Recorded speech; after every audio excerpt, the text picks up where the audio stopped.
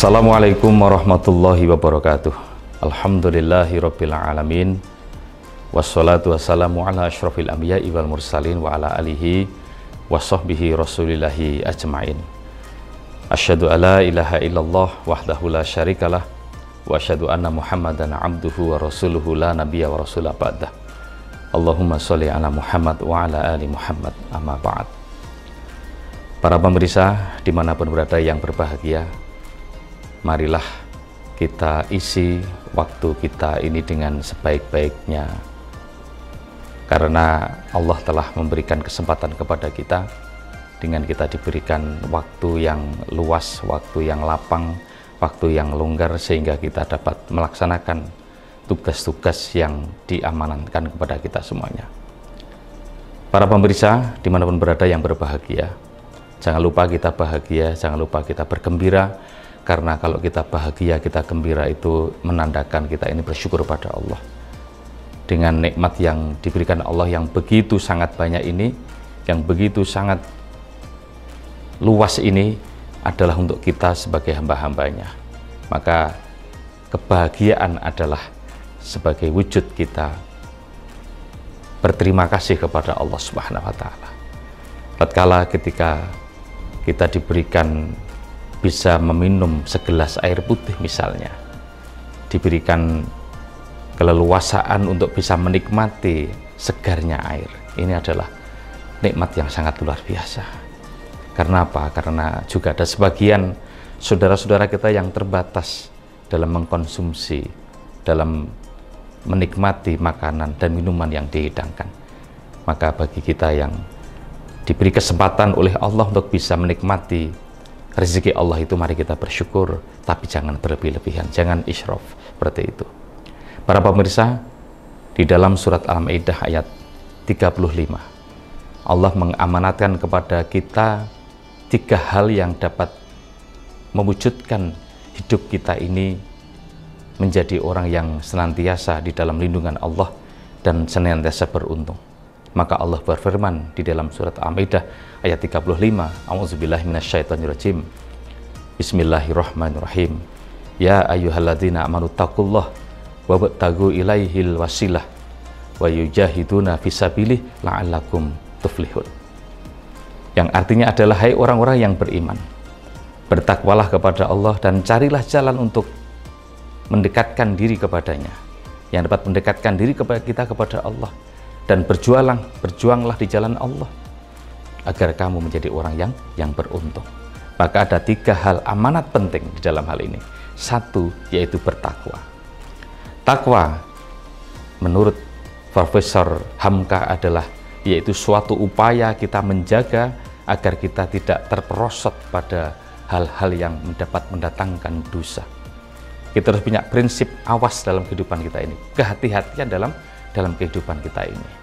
Orang tahu mana yang diperintahkan, mana yang dilarang, mana yang diperbolehkan, mana yang tidak boleh. Itulah orang yang bertakwa. Maka orang yang bertakwa itu pasti beruntung. Pasti dia itu akan mujur, karena dia itu mengetahui mana yang tidak, mana yang boleh, dan mana yang harus dilakukan, dan mana yang tidak harus dilakukan. Maka kalau orang pakai frame itu, insya Allah dia akan merasakan yaitu ketercukupan di dalam hidupnya, dan rezeki akan dilimpahkan oleh Allah. Maka di dalam ayat lain disebutkan bahwa orang yang bertakwa itu akan diberikan solusi terhadap masalah-masalah hidupnya. Wa may yattaqillaha yaj'al lahu makhrajan. Barang siapa yang bertakwa kepada Allah, maka dia akan diberikan jalan keluar di dalam kesulitan dan problematika hidupnya. Maka yang ada adalah orang bertakwa itu selalu optimis, selalu berprasangka baik, selalu punya harapan. Kenapa? Karena dia dijamin oleh Allah Subhanahu wa Ta'ala. Oleh karena itulah, kalau kita sebagai orang beriman harus seperti itu, harus memahami bahwa kita ini ada yang menciptakan, kita ini ada yang menguasai. Maka jangan sampai kita ini menjadi orang yang sendiri, menyendiri, dan tidak mau tahu apa yang sesungguhnya hakikat dalam kehidupan kita ini. Apalagi kita ini adalah orang yang beriman. Nah, kemudian yang kedua adalah wabtaghu ilaihil wasilah.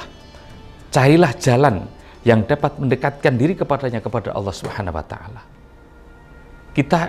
Kita ini ibaratnya adalah banyak pilihan-pilihan dalam kehidupan.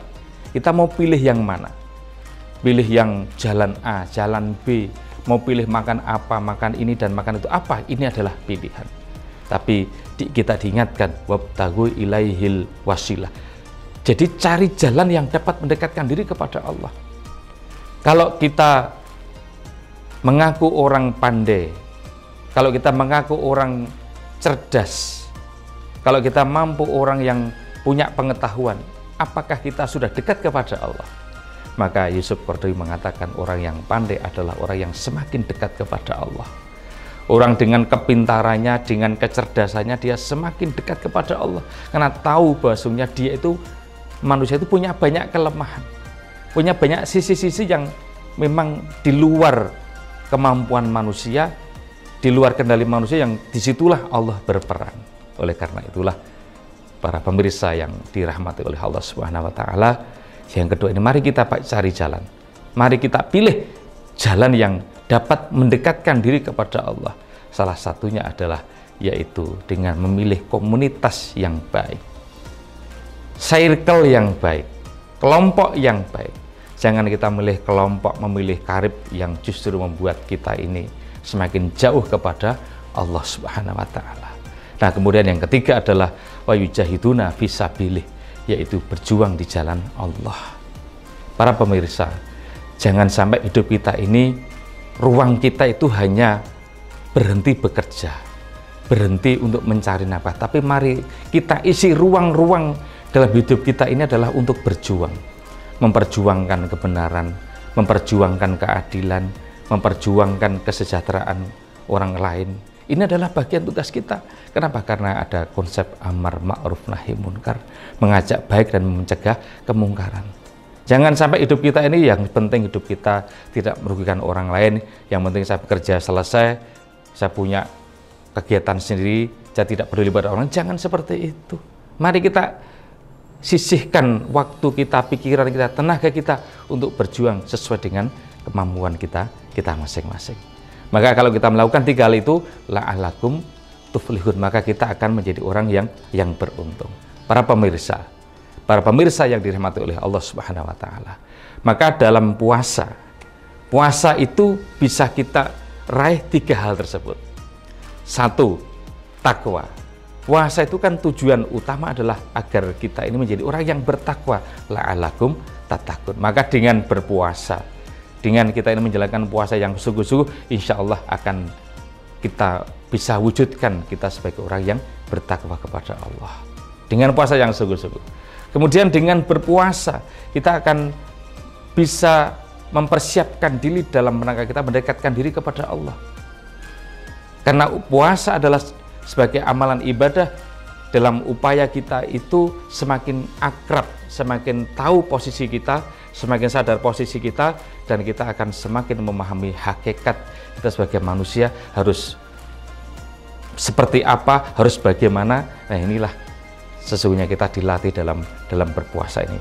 Maka puasa adalah jalan yang sangat tepat agar kita ini dapat mendekatkan diri kepada Allah. Dan tentunya Allah itu akan sangat memberikan apresiasi, memberikan penghargaan yang besar kepada orang yang berpuasa. Wa ajzibih, dan Allah yang akan memberikan pahala langsung orang yang berpuasa. Kenapa? Karena orang berpuasa itu kenapa? Karena dia itu menahan hawa nafsu, menahan lapar haus untuk Allah, bukan untuk siapa-siapa, untuk Allah, untukku, untuk Allah.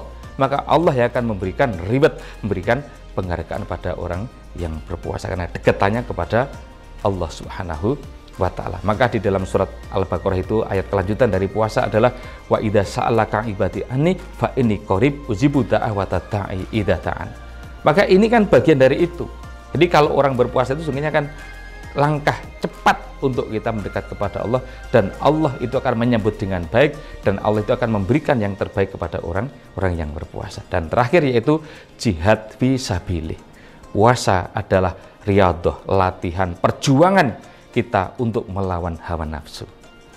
Berjihad di jalan Allah, melawan hawa nafsu, Nafsu apa? Banyak hawa nafsu yang dapat mendorong kita ini jauh dari Allah. Misalnya apa?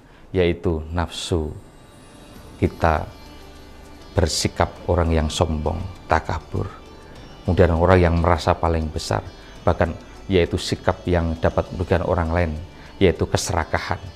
Serakah ini yang kemudian membuat penderitaan orang lain, mohon maaf, seperti misalnya kasus korupsi dan seterusnya seperti itu.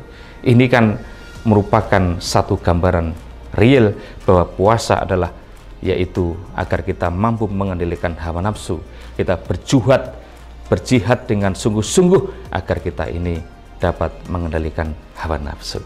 Maka akan lahir manusia yang yaitu beruntung, la'allakum tuflihun, beruntung dan memperoleh keberuntungan, kebaikan bukan hanya di dunia tapi juga di akhirat kelak. Para pemirsa yang dirahmati Allah, demikian yang kami sampaikan, mudah-mudahan bermanfaat. Wallahu a'lam bishawab. Nasrun minallah wa fathun qarib wa basyiril mu'minin. Assalamualaikum warahmatullahi wabarakatuh.